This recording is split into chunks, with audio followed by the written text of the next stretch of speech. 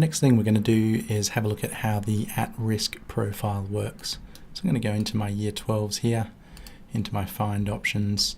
I'm going to do a tag search for my QCE at-risks.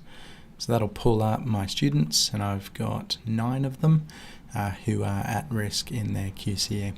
So what we're going to do here is we're going to go back to the profile page, and in the display options here we've got a option called the at-risk profile.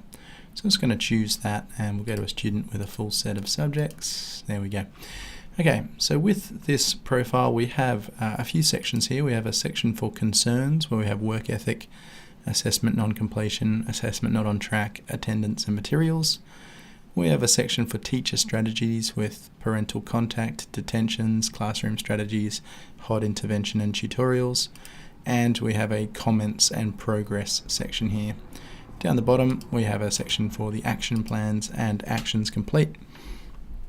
Now, with all of these, they can be entered straight into the page here, but they can also be exported. So we have an at-risk export, which will export an Excel file per teacher for the list of students that we're currently looking at. So for these 9 students, we would get an Excel file per teacher for those 9 students. So I'm just going to bring up one of those.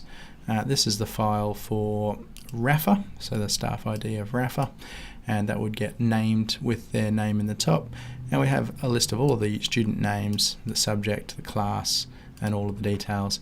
Then over here we have each of these columns is one of the concerns or strategies, and all the teacher needs to do is just go through this and put a Y in the column that is their concern or their strategy, and we have the progress update where they can do free text for anything else or a progress update there. So that just gets saved and then imported back into TrackEd, and that would then do the effect of ticking these for you. Now, if these have been filled in once before, when you do the at-risk export, it'll actually export these with a tick already in them, so the teachers just need to update those. What that does is it gives you a whole lot of extra information just for those at-risk students. So this isn't really intended to be used for the entire student cohort, but it is for a select group within them that you're doing extra work with, and it gives you another profile view that's just dedicated for that concerns and strategies.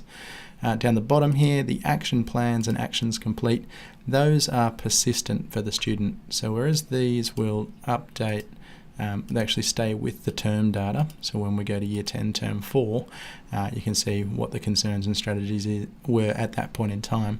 The actions plans and actions complete would stay with that student throughout the whole learning journey, and that can get updated then again if you want. But what this does is it actually then gives you a history of what you've tried, what concerns you've had over time. So when you're having those conversations, you've got that full history there with you. So that's how the at-risk management works inside TrackEd.